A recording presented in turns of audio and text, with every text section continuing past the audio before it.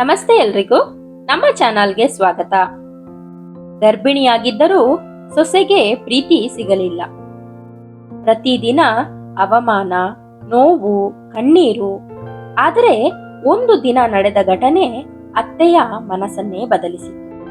ಕೊನೆಯಲ್ಲಿ ಇಡೀ ಕುಟುಂಬ ಒಂದಾದ ಈ ಭಾವನಾತ್ಮಕ ಕನ್ನಡ ಕಥೆಯನ್ನ ತಪ್ಪದೇ ಕೇಳಿ. ಇಷ್ಟ ಆದ್ರೆ ಲೈಕ್ ಮಾಡೋದನ್ನ ಮರಿಬೇಡಿ. ನಂದಿನಿ ಮತ್ತು ಕಾರ್ತಿಕ್ ಮದುವೆಯಾಗಿ 3 ವರ್ಷವಾಗಿತ್ತು.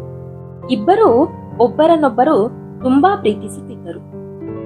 ಆದರೆ ಕಾರ್ತಿಕ್ನ ತಾಯಿ ಕಮಲಮ್ಮ ಮಾತ್ರ ನಂದಿನಿಯನ್ನು ಯಾವತ್ತೂ ಸೊಸೆ ಎಂದು ಒಪ್ಪಿಕೊಂಡಿರಲಿಲ್ಲ.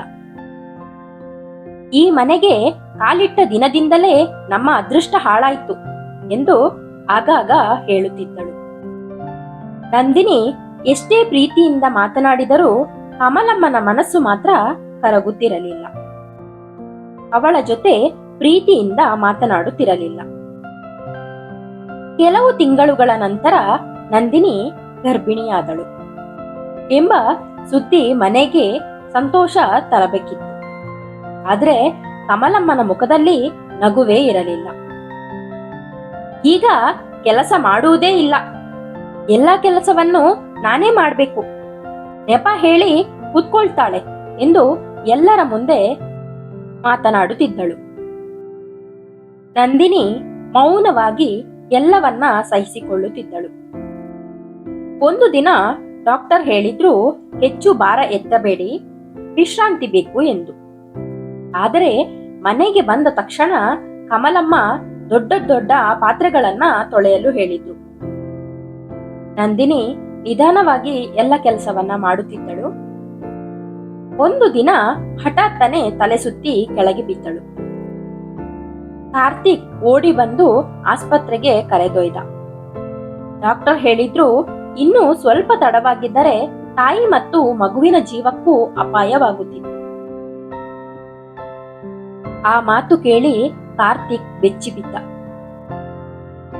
ಆ ದಿನ ಮೊದಲ ಬಾರಿಗೆ ತಾಯಿಯ ಮುಂದೆ ನಿಂತು ಹೇಳಿದ, ಅಮ್ಮ, ನಂದಿನಿ ಈ ಮನೆಯ ಸೊಸೆ ಮಾತ್ರ ಅಲ್ಲ, ಅವಳು ನನ್ನ ಹೆಂಡತಿ, ಹಾಗೆ ನನ್ನ ಮಗುವಿನ ತಾಯಿಯಾಗುವವಳು.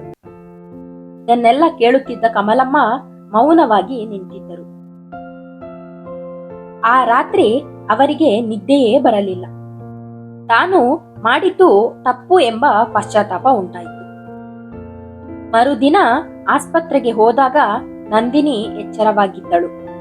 ಕಮಲಮ್ಮ ಕಣ್ಣೀರಿನಿಂದ ಅವಳ ಕೈ ಹಿಡಿದು, ನನ್ನನ್ನು ಕ್ಷಮಿಸು ನಂದಿನಿ, ನನ್ನ ಕೋಪದಲ್ಲಿ ನಿನ್ನ ಒಳ್ಳೆಯತನ ನನಗೆ ಕಾಣಲೇ ಇಲ್ಲ ಎಂದು ಹೇಳಿದರು.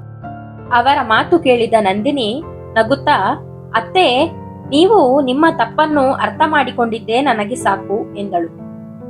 ಕೆಲವು ತಿಂಗಳುಗಳ ನಂತರ ಒಂದು ಮುದ್ದಾದ ಹೆಣ್ಣು ಮಗು ಜನಿಸಿತು. ಮಗುವನ್ನು ಮೊದಲು ಕೈಗೆತ್ತಿಕೊಂಡ ಕಮಲಮ್ಮ ಖುಷಿಯ ಕಣ್ಣೀರಿನಿಂದ ಹೇಳಿದ್ಲು, ಈ ಮಗು ನನಗೆ ಒಂದು ಪಾಠ ಕಲಿಸಿತು. ಪ್ರೀತಿಯಿಂದ ಗೆಲ್ಲಲಾಗದ ಹೃದಯವೇ ಇಲ್ಲ. ಆ ದಿನದಿಂದ ಆ ಮನೆಯಲ್ಲಿ ಜಗಳ ಇರಲಿಲ್ಲ. ಅತ್ತೆ ಸೊಸೆ ಸೇರಿ ಮಗುವನ್ನ ಚೆನ್ನಾಗಿ ಬೆಳೆಸಿದರು. ಕಾರ್ತಿಕ್ ತನ್ನ ಮಗಳಿಗೆ ಯಾವಾಗಲೂ ಒಂದು ಮಾತು ಹೇಳುತ್ತಿದ್ದ, ಹೆಣ್ಣನ್ನು ಗೌರವಿಸುವ ಮನೆಗೆ ದೇವರ ಆಶೀರ್ವಾದ ಸದಾ ಇರುತ್ತದೆ ಎಂದು. ಈ ಕಥೆಯ ನೀತಿ, ಅಹಂಕಾರ ಸಂಬಂಧಗಳನ್ನ ಒಡೆಯುತ್ತದೆ, ಪ್ರೀತಿ ಮತ್ತು ಕ್ಷಮೆ ಅವನ್ನು ಮತ್ತೆ ಕಟ್ಟುತ್ತದೆ. ಈ ಕತೆ ಇಷ್ಟ ಆಯ್ತು ಅಲ್ವಾ? ಇಷ್ಟ ಆಗಿದ್ರೆ ಲೈಕ್ ಮಾಡಿ, ನಿಮ್ಮ ಅಭಿಪ್ರಾಯವನ್ನ ಕಮೆಂಟ್ ಮಾಡಿ. ಇಂತಹ ಮನಮುಟ್ಟುವ ಕನ್ನಡ ಕಥೆಗಳಿಗಾಗಿ ಜೀವಧ್ವನಿ ಚಾನೆಲ್ ಅನ್ನ ಸಬ್ಸ್ಕ್ರೈಬ್ ಮಾಡಿ. ಮತ್ತೆ ಮುಂದಿನ ಹೊಸ ಕಥೆಯೊಂದಿಗೆ ಸಿಗ್ತೀನಿ. ಇಂತಿ ನಿಮ್ಮ ಪ್ರೀತಿಯ ಜೀವಧ್ವನಿ. ವಿಡಿಯೋ ನೋಡಿದ್ದಕ್ಕಾಗಿ ಧನ್ಯವಾದಗಳು. ನಮಸ್ಕಾರ.